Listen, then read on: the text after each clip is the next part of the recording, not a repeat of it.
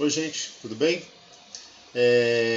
Hoje nós vamos falar da aula do módulo 8, que seria a classificação do relevo brasileiro 1, que é a sequência da aula anterior. Na realidade, a aula anterior seria uma espécie de pré-requisito, né, para eu trabalhar com classificação de relevo nessa aula novamente.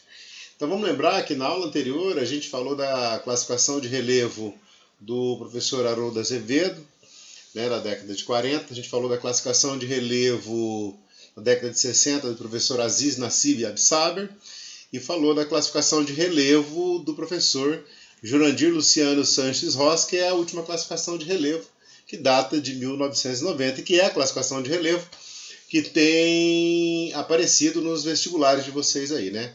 Não que as lá de trás não sejam importantes, mas essa classificação é a mais atual e uma divisão regional do relevo brasileiro. Então, no primeiro momento, se você tiver com a tua apostilazinha aí, deixa eu até olhar a página aqui, ó, tá lá na página 7, né, que é o módulo 8, tem um mapinha da classificação de relevo dele lá e marcando lá as depressões, as planícies e os planaltos. Uma coisa importante que a gente precisa lembrar é que as planícies são áreas onde predomina a sedimentação. Não sei se você lembra, eu fiz um desenho na lousa lá bonitinho, coloquei lá uma topografia com um planalto, uma depressão, um planalto e uma planície, né? E aquele planalto, aquela área mais elevada, sofre processo erosivo intenso, que ele vem se desgastando lá ao longo do tempo, né?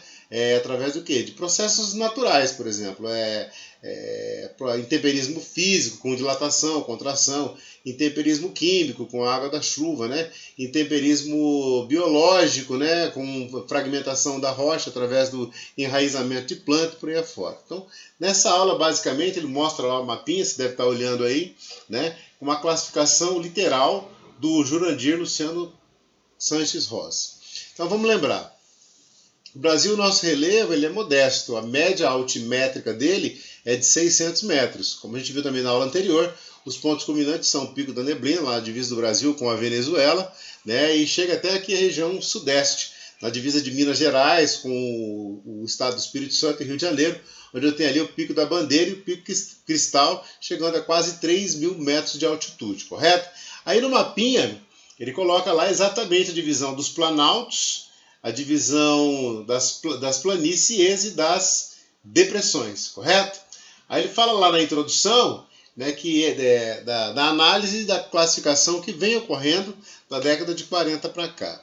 Na realidade, a gente observa que da década de 40 para cá, o que houve foram as inovações tecnológicas e que a gente passou a ter literalmente instrumentos que facilitassem, né, uma reorganização do relevo.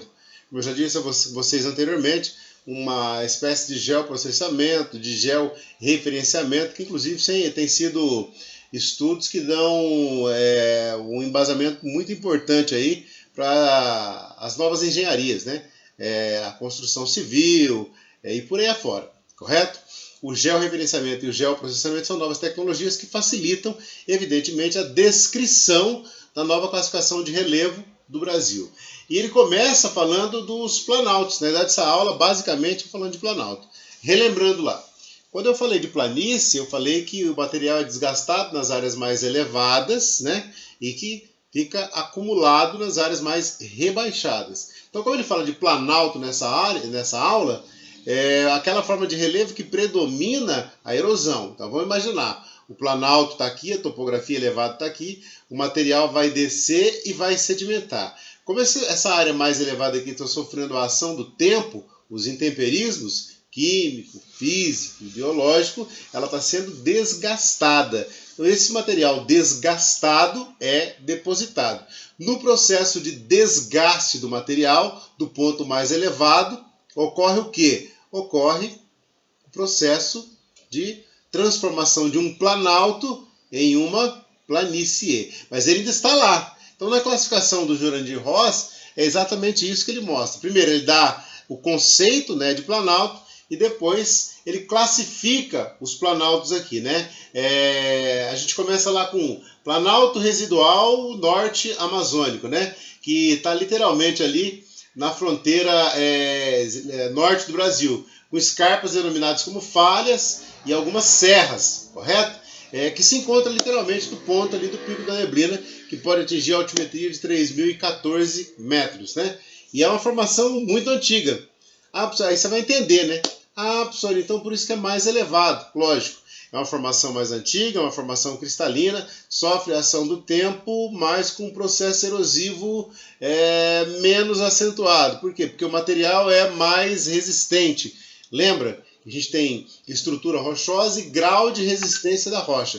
Nessas áreas onde eu tenho a altimetria mais elevada, como por exemplo o pico da neblina, significa dizer que a estrutura cristalina está sofrendo, muitas vezes, né, a mesma ação do tempo, mas vem se desgastando de uma maneira ou de uma forma mais lenta. Por quê? Por causa do grau de resistência da rocha, já que nesse ponto aí dos planaltos residuais norte-amazônicos, trata de terrenos cristalinos. Então, só recapitulando, o ponto é mais elevado porque a estrutura rochosa é mais resistente. Você fala, o Pico da Neblina, 3.014 metros, é o ponto mais elevado do Brasil, onde eu tenho o grau de resistência da rocha mais elevado. Lembra, já havia falado isso também. Por isso que a gente observa na linha do horizonte lá, aquela desuniformidade do relevo. Por quê? Cada estrutura rochosa tem um grau de dureza. Ela sofre as mesmas ações, os mesmos efeitos cataclismáticos, mas com processo erosivo mais ou menos acentuado, o que determina essa desuniformidade na formação morfoestrutural, tranquilo? Depois ele até mostra, né, nos planaltos residuais norte-amazônicos, um perfil que você deve dar uma olhadinha lá, né? Está lá no ponto mais elevado, depois ele tem uma depressão marginal norte-amazônica, depois ele tem o planalto da Amazônia Oriental, o rio. O rio, na realidade, é a planície amazônica, né? Então o material veio lá de cima e depositou ali, constituiu como se fosse uma área de várzea. E o rio cortando o interior dessa várzea e depositando o material lá naquele ponto que a gente chamou de Golfão Amazônico. Se você analisar, você vai pegar ali na Ilha de Marajó, você vai ter aquela área de deposição desses sedimentos. Fazendo uma analogia muito rápida, é como eu pensar ali no delta do Níger, né? Onde eu tenho uma área de prospecção de petróleo muito grande, né? Só que aquela área, evidentemente, com uma idade geológica mais antiga, né? Porque de repente você pergunta, por que aqui no Brasil então não? Não, se prospecta petróleo, lógico. Quando eu digo que lá é mais antiga, porque literalmente petróleo, gás natural, carvão, né, apresentam uma qualidade superior. Normalmente, onde as áreas mais antigas depositam seu material com tempo geológico mais prolongado, onde eu vou encontrar os combustíveis fósseis de melhor qualidade. Então ele dá um perfil bonitinho na aula lá, né? Você está com a apostila na mão aí, lógico, dá uma olhada dos planaltos residuais norte-amazônicos até o rio. Então eu saio de um planalto e venho para uma topografia suave, que é o rio. Lembra que eu havia falado na aula anterior lá na primeira aula, que a bacia do Amazonas, ela apresenta um potencial grande de produção de energia, mas o rio não. Por quê? Porque o rio está numa planície, né? Literalmente. Mas a bacia, os afluentes nascem em topografias mais elevadas. Planalto residual norte-amazônico, planalto residual sul-amazônico. Eu tenho do planalto para planície do rio Amazonas. O rio está em uma planície, que inclusive está dentro de uma classificação de relevo do professor Jurandir Ross. O planalto também está dentro dessa classificação de relevo. Então os rios têm aqui a montante e tem na desembocadura dele aqui jusante, correto? No perfil dá para você observar bem isso aí lá na planície do rio Amazonas, né? Depois ele fala lá do Planalto e Chapada dos Parecis, centro do Brasil, formação sedimentar paleozoica que separa a bacia amazônica da bacia platina. Bom, se ele está falando de bacia, seja ela amazônica ou platina, a gente já sabe que é estrutura sedimentar. Professor, é por isso então que muitas vezes nessa área eu tenho prospecção de combustíveis fósseis. Correto. Se pegar a bacia amazônica, é uma área de prospecção de combustíveis fósseis, né? Até pouco tempo a gente achava que não, mas hoje se prospecta gás natural, se prospecta petróleo, às vezes um petróleo de não tão boa qualidade. Isso, inclusive, justifica o fato da gente muitas vezes importar um petróleo do tipo leve, com uma idade geológica mais antiga, né? Para poder facilitar a prospecção, facilitar a transformação, a modificação desses combustíveis fósseis em derivados. Digo, pega o petróleo de outro canto do mundo, que a idade geológica é mais antiga, que ele é menos denso, traz para cá e mistura com o nosso petróleo mais novo, mais denso. Para que a gente faz isso? Para facilitar o refino do recurso. Muitas vezes o próprio Estado, o governo, a União, justifica o preço alto do petróleo pelo fato de ter que importar petróleo mais leve para misturar com o nosso petróleo, que está ali exatamente naqueles pontos de confluência de rios ou nas várzeas desses rios, né, que é um petróleo mais novo, ou que é um combustível fóssil mais novo. Então traz de fora, faz a junção dos produtos aí para facilitar o refino do recurso. Ele ainda fala do Planalto da Borborema, esse bastante conhecido da gente, por quê? Se você observar, a planície litorânea, ela se estreita de norte para sul. Então eu tenho uma planície litorânea que é mais ampla, literalmente, na região nordeste do Brasil. Como se eu imaginasse assim, ó, eu vou à praia aqui no estado de São Paulo, né? E digo aqui no estado de São Paulo porque eu moro aqui no estado de São Paulo, na cidade de Ribeirão Preto, né? Eu vou à praia, vou lá no Guarujá, vou em Santos e tal, e estou lá de frente para o oceano, né, Atlântico. Se eu virar de frente para a escarpa de falha, ela está bem próxima, digo a Serra do Mar, entre aspas, né? Ela está bem próxima ali do litorâneo, ou seja, do litoral. Ou seja, a planície é estreita. Se eu fizer isso no Nordeste, não. Eu tenho uma planície larga, né? Literalmente na porção continental do nosso litoral norte, parte do nosso litoral oriental, né? Que se subdivide ali no Rio Grande do Norte. Por que isso ocorre? Ele está distante da faixa litorânea, porque houve um processo erosivo mais acentuado.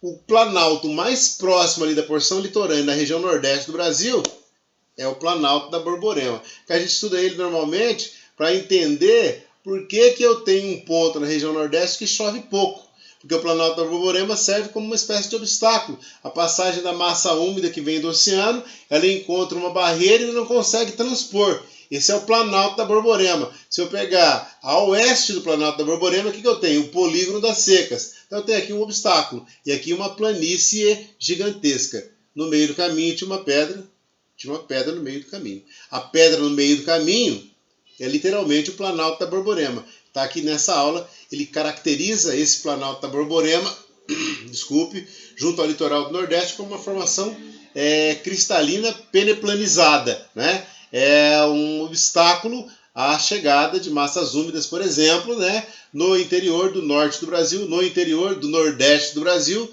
né? Provocando ali pontos de aridez, entre aspas, e semi-aridez. E ele fala também aqui, nessa mesma aula de Planalto, os planaltos e serras do Atlântico Leste e Sudeste, né? Que são compostos por terrenos cristalinos, com escarpas, denominadas serras, como, por exemplo, a do Mar, da Mantiqueira, do Espinhaço e do Paranapiacaba. Vamos destacar aqui a Mantiqueira. Por quê? Para a gente fica muito evidente pensar na Serra da Mantiqueira, porque tem dois pontos importantes que fazem a gente lembrar a Serra da Mantiqueira, né? Que seria Campos do Jordão. O pessoal sempre vai para Campos do Jordão, na época do inverno lá, com frio mais rigoroso, né? Por quê? Está na Serra da Mantiqueira, é um ponto mais elevado, né? Um lugar onde faz frio, né? É um prolongamento da escarpa de falha, ou Serra do Mar, que é a Serra da Mantiqueira, que lá na frente vai se transformar em formação Serra Geral.